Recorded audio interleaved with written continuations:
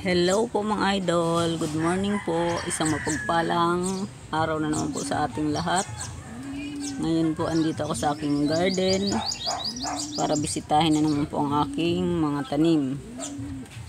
Ayan na nga po, medyo malalaki na ang aking mga kamatis. At ito po ang aking mga alugbati na ilang beses ko na po yung inanihan. At ito po ang aking kakatanim lang, isang linggo lang po itong aking kamote. Marami na po yung dahon. Pwede na naman anihin kung kailan ko gusto pong magluto na naman. At ito na nga po yung aking mga tanim na spinach. Kailan lang, ayan po mga idol, ang lalapad ng dahon. Kaso nga lang po may mga butas-butas. Pero okay lang po yan kasi ibig sabihin yan mga lods, walang nilalagay na fertilizer na makakasama sa atin. Ayan po, lapad po ng aking spinach. Tumutubo na rin po ang aking mga luya. At ito yung tinanim ko po nung nakaraan na Chinese kangkong, ito na yan mga lods. Medyo malalaki na po ang kanilang mga dahon. Chinese kangkong po yan. At nakapagpabunga na rin nga po ako ng kamatis sa wakas mga idol. Ayan, may nagturo po kasi sa akin butasan daw yung puno para matuloy ang kanyang mga bunga. Ayan po mga lods, may mga bulaklak na. Okay, mga talong. At ito nga po ang ating mga pechay. Medyo matanda na po kasi itong iba kaya kumukulot na ang kanyang mga dahon. Ito po yung bago. Nalalapad-lapad na rin po. At yan nga po ang iba kong mga kamatis. Ang dami na rin pong bulaklak. Yan. Mga siling labuyo. Yan po mga kamatis. Yung mga bulaklak na po yung mga lods. At ang aking pong papaya. May isa na pong nabuong bunga kaso maliit pa. Ito po. Ayun. At sana nga po hindi mahusog, matuloy. At ito rin po yung kailan lang tinanim kong mga bell pepper na liliit. Ngayon po ganyan na sila katataas mga idol. Ang dami ko pong naitanim. Marami pa nga po akong ililipat. Ayun. Ang dami ko pong pinatubo. Yan mga lods. At ito po ang aking ibang pechay. Na ilang beses na rin pong naanihan. Malalapad pa naman po talaga ang dahon nila. Yan po ang mga iba kong kamatis na lahat na po ay namumulaklak mga lods. Nawa po ay matuloy lahat ng kanilang mga bunga. At dito po sa upuan, pinahatong ko lang po dyan sa paso. Nagtanim ako mga isang linggo po siguro to. Lampas isang linggo. Nagtanim rin po ako dyan ng mga alugbati. Ayan po ang ating Malabar spinach.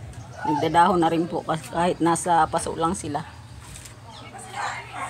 At ang mga bago ko pong talong na naitanim, mukhang puro bilog rin po ang kanilang mga bunga. Yan po ang ating mga ibang. Ito po ang talinong. Panglagay po to sa mga paksiw o kaya sinigang na hipon mga lods. Diyan ko po yan nakikita. Saka doon po yung spinach kanina, masarap po yun sa mga sinabawan. Yan ang liliit lang po ng talong pero ang mga may mga bunga na siya, mga bilog. Yan po ang ating halamanan. Yan mga kamatis. Kung saan ko lang po pinagsisisiksik yan mga idol. Ito naman po ang aking mga tanim na sibuyas. Yan. Ito po mga sibuyas at bawang. Yan po. Kahit saan po may pechay mga idol. May talong. Ayan, lahat po yan. Nakabuhay na rin po ako ng tanglad. Ang aking mga bell pepper medyo matanda na po. Pero ito po may mga bago talaga akong tanim na bell pepper. Marami. Yung iba po kasi kaya pinuputulan ko, pinupruning ko mga lods kasi kumukulot po yung dulong dahon. Pag pinutulan daw po kasi magsasanga rin naman siya ulit at tutubo. Ito po mga bagong tanim pa lang talagang pechay. At medyo dadagdagan ko po yan ng lupa. Dito po naman, yung mga 4 na beses ko na po itong mga lods inanuhan. Pinalitan ng tanim na pechay. Kaso pag kinaumagahan po, nawawala yung mga dahon. Hindi matuloy-tuloy. Ewan ko po kung Mabait po ba o yung kalapati ng anak kong kumukuha ng mga dahon ng pechay? Ayan. Meron din po tayo diyang konting kamuting kahoy. Dati po marami to. Tinanggal ko na. Dahon lang naman po ang ginugulay ko dyan. Ayan nga po mga lods. Merry Christmas po sa inyong lahat. Shoutout po sa inyong lahat mga idol. Lalong lalo na po sa mga kababayan nating OFW. Kumusta po kayong lahat? Ingat-ingat lang po tayo lagi. Tulad nga rin po ng mga payo ng ating mga kaibigan sa YT. Think positive lang po. At lagi lang po tayong maging masaya. Positive lang po tayo sa buhay natin araw-araw. Ayan. Yan lang muna po ang update ko sa aking munting garden ngayon mga lods. At kung kailan ko naman po mga gustuhan maggulay ng pechay, gugulayin ko na po yan. Kasi sayang naman, ang lalapad naman ng dahon.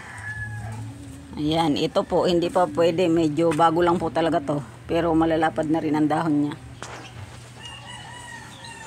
Ayan. Ito po mga idol, baka mamaya anihin ko na, lutuin ko na. Kasi nabubutas ang dahon ng lalapad po, sayang. Ang aking mga spinach. Mahal po kasi daw to eh. Pag sa palengke ang mahal din. Mga 3 pirasong nakatali, yun, 10 piso nga po. Masarap po to sa sabaw, kahit sa karne daw. O sa isda. Sa isda ko lang po kasi ito nilalagay. At yan po ang aking Chinese kangkong, talaga okay na siya. Malaki-laki na. Ayan, thank you po sa inyong lahat mga idol. Thank you po. Magandang araw. Merry Christmas. Shoutout po sa inyong lahat. God bless. Meron din po ako doon isang gabi. Ayan, salamat po sa panonood ng aking mga video. Salamat po sa aking mga solid subscribers, sa aking pong mga viewers, sa inyo pong lahat mga lods. Thank you po. Ayan po ang aking magulong maliit na garden.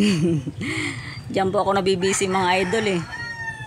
Kaya minsan hindi ako nakakapag-upload. Ginagabi ako dito sa kakatanim hanggang sa magka-negra-negra na tayo sa init ng araw. Basta po makapabunga ako ng aking mga halaman. At ito nga po pala yung aking napakaliit lang na kalamansi. Namulaklak na po yung mga idol at ang dami niyang naging bunga. Kaso maliliit pa nga po. Ayan. Ang dami niyang naging bunga mga lods. Yan. At ayan po ang aking aso laging kasama sa aking mga lakad kahit saan ako pumunta nakasunod. Yan. Thank you po sa inyong lahat. God bless us all.